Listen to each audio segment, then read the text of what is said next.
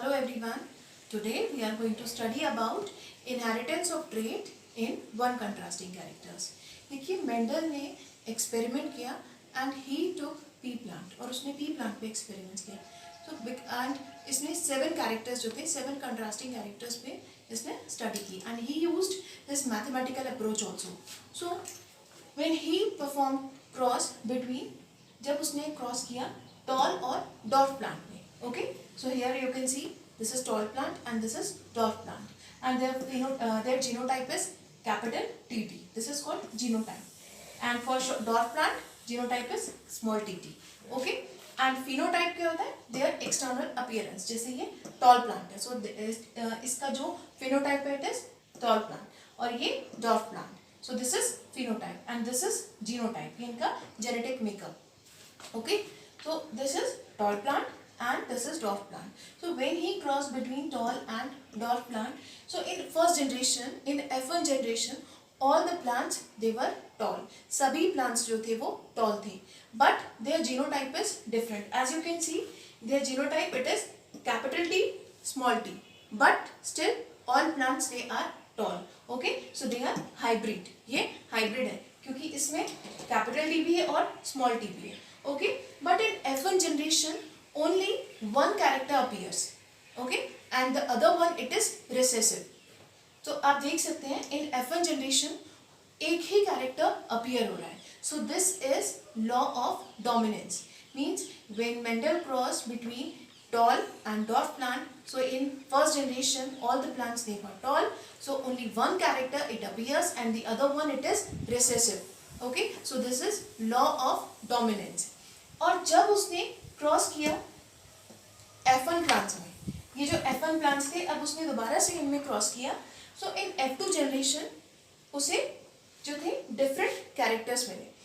Means as you can see tall भी plant है, ठीक है, 3 are tall and 1 is dwarf plant. So आप देख सकते हैं ये जो कैपिटल टी है this is original plant. Okay, so this is original tall plant and the middle two one they are also tall, but their genotype is capital T, small t, and one is dwarf plant, one is short plant. So its genotype it is small tt. तो जो इनका उसने देखा ये जो characters थे ये F2 generation में सेग्रीगेट हो गए. ओके, इनमें ब्लेंडिंग नहीं हुई, मीन्स ये कैरेक्टर मिक्स नहीं हुई, कोई भी उसको मिडिल हाइट का प्लांट नहीं मिला. ठीक है, जैसे F1 जनरेशन में जो थे सारे प्लांट्स टॉल थे, तो लेकिन जब इन टॉल प्लांट्स में क्रॉस किया तो F2 जनरेशन में शॉर्ट प्लांट्स भी उससे मिले. और किस रेशियो में मिले? एक टॉल और जो this one it is pure, ये जो है ओरिजिनल. तो ये टॉल जो है ये ओरिजिनल बिल्कुल इसका जो जीनोटाइप है it is similar to its parent. और जो मिडिल में as you can see the tall plant their genotype it is capital T, small T, and one is dwarf plant, one is short plant, और उसका जो genetic makeup है that is genotype small T थी. तो जो small character था, जो short character था, that character also appears in F2 generation. So this is called law of segregation. Means F2 generation में ये दोनों ही कैरेक्टर सेग्रीगेट हो गए, इनमें कोई ब्लेंडिंग नहीं हुई. ओके, तो जो phenotype means in their external appearance, characters जो है जो जीन है वो किस कैरेक्टर को शो करता है ये फिनोटाइप से पता चलता है. So phenotypic ratio it is 3:1 and genotypic ratio it is 1:2:1. 1 means original tall plant, 2 tall plants but they are hybrid, their genotype it is capital T, small t, and dwarf plant, short plant it is 1. Means इनका जो ratio था, जो भी plants उनको मिले तो उनका ratio था 1:2:1 genotypic ratio. And phenotypic ratio it was, phenotype means जो एक्सटर्नल जो ट्रेट्स का जो अपीयरेंस है, जो एक्सटर्नल अपीयरेंस है दैट इज कॉल्ड फिनोटाइप. तो जो उनका फिनोटाइपिक रेशियो था that was 3:1. So just now we have studied about monohybrid cross.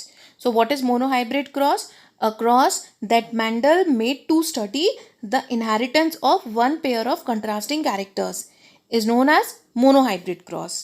For example, he took tall plant and dwarf plant, and in F1 generation all the plants they were tall, but in F2 generation when he self-crossed between F1 generation plants, so the ratio was different because he obtained tall as well as dwarf plant. Okay, उसको tall plants भी मिले और dwarf plant भी मिले. And their phenotypic ratio, it was 3:1, and genotypic ratio, it was 1:2:1. So we have seen that in F2 generation, both type of plants we obtained, tall as well as dwarf plant. And Mendel told that factors or genes, they occur in pairs. Like tall plant, it has capital TT, and short plant, it has small tt factors. So Mendel told that when gametes are formed from F1 generation plants, means when there is self-pollination occur between F1 generation plants, so gametes get only one of the two alternative factors. जो gamete है उसमें से दोनों में से एक ही factor जाता है. Okay? And F1 generation plants, they produce two types of gametes in equal number. So this is law of segregation. Now let's study about the inheritance of traits for two visible contrasting characters. Means जब Mendel ने दो contrasting pair of characters में cross किया. So Mendel took pea plants with two contrasting characters. One with green round seeds and other one with a yellow and wrinkled seed. देखिए इसमें दो contrasting characters हैं. कौन कौन से? एक तो green color है और जबकि दूसरा जो seed है that is yellow. And one seed is round and other one is wrinkled. So Mendel ने दो contrasting pairs लिए. So when he crossed between two contrasting pair of characters, so in F1 progeny, F1 generation में जो plants थे, they all had round and yellow seeds. सभी में yellow और round seeds थे. It means round and yellow are dominant trait. Means जो yellow और round है ये दोनों dominant trait है. And when Mendel allowed F1 progeny to be self-crossed, means जब इनमें self pollination हुआ और उसके बाद जो F2 generation में जो plants थे, so he found that seeds were round yellow, round green, wrinkled yellow and some were wrinkled green. Means चार टाइप के उसको plants मिले. एक थे round yellow और दूसरे टाइप के थे round green and third was wrinkled yellow and fourth type were wrinkled green. Okay, और जो इनका नंबर था it was 315 yellow and round and 108 round and green and 101 seeds they were wrinkled yellow and 32 were wrinkled green. Round green it was original plant and wrinkled yellow ये भी जो character उसने initially लिए थे जो parent plant थे. Okay, and two were new formed like round and yellow and wrinkled or green. So these two were newly formed seeds. और जब इनका रेशियो निकाला सो इट वॉज 9:3:3:1. इस रेशियो में उसे ये सारे सीड्स मिले. So Mendel told that during gamete formation, segregating pairs of unit factors, they assort independent of each other. Means इनका जो distribution है ये independent है. And this is law of independent assortment of characters. So in the inheritance of two pairs of contrasting characters, the distribution of factors of each pair in the gametes is independent of the distribution of the other pair. So this is law of independent assortment.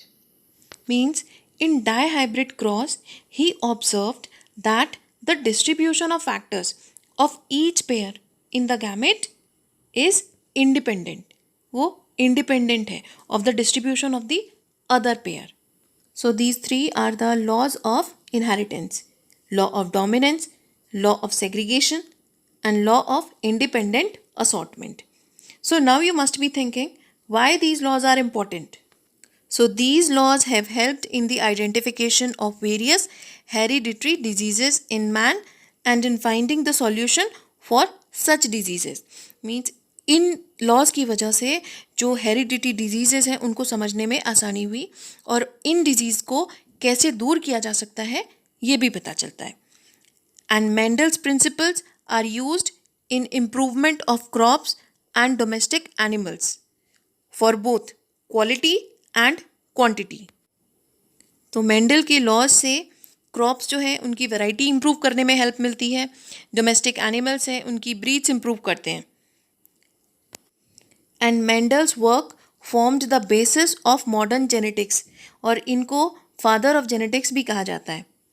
And Mendel's laws have helped to study the mechanism of inheritance in various plants and animals. जो Mendel के laws हैं इनसे help मिली जो inheritance है, means जो characters हैं ये कैसे इनहेरिट होते हैं उनको समझने में.